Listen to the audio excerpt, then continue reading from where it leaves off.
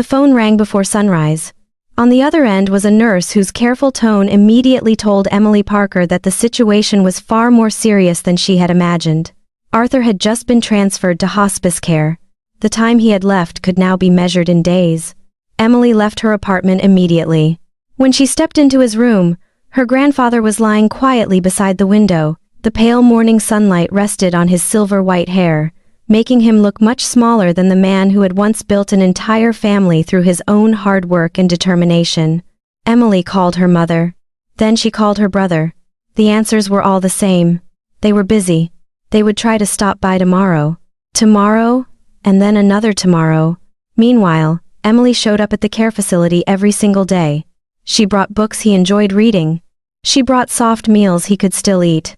She even brought small everyday stories so the room would not sink into silence. Arthur never complained. He simply watched.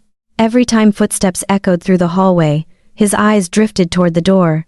Then he would quietly look away when the person walking in was still only Emily. On the afternoon of the third day, he suddenly asked a question. "Hasn't your mother and Michael come yet?" Emily paused. She forced a small smile and told him that everyone was very worried about him. Arthur smiled too. It was a smile sadder than any accusation. He had lived long enough to understand the difference between genuine love and empty promises. What Emily did not know was that inside the drawer of the bedside table, Arthur had just finished writing a secret letter. A letter that would leave the entire family speechless only a few days later. 2 days after that final question, Arthur passed away peacefully in his sleep. Emily was the only person in the room when the machine stopped making the familiar sounds she had grown used to hearing. Her mother was not there. Michael was not there. Not a single family member who had promised they would come tomorrow was there. Then came the responsibilities no one wants, yet someone must always carry.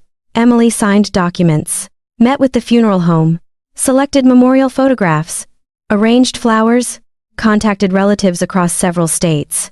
Day after day, she barely had time to grieve. Yet something strange happened. The moment the funeral was announced, the people who had been absent suddenly began to appear. Linda called constantly with suggestions about the funeral program. Michael requested changes to the guest list.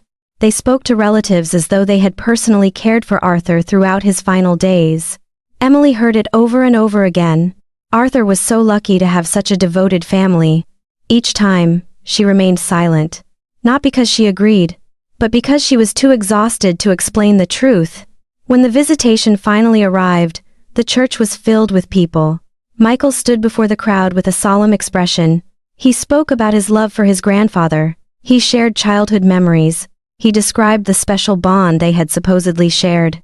Sympathetic nods spread throughout the room. But in the last row, a man dressed in a black suit quietly watched everything unfold. He was Arthur Parker's personal attorney, and inside the leather briefcase resting beside him was a sealed envelope that no one in the family knew about. An envelope powerful enough to change the entire atmosphere of that day. After Michael finished his speech, people began preparing to move toward the reception area behind the church. That was when the attorney stood up. He slowly walked to the front carrying a cream-colored envelope that still bore its original seal. The room immediately fell silent. He explained that Arthur Parker had left behind a personal letter along with very specific instructions. The letter was to be read publicly if anyone chose to speak on his behalf regarding devotion, responsibility, or care during the final days of his life.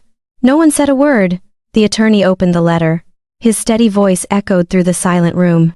Arthur wrote that he knew exactly who had stood by his side. He knew who had spent hours sitting beside his bed, who had brought books and read to him, who had been the last person he saw before closing his eyes for the final time.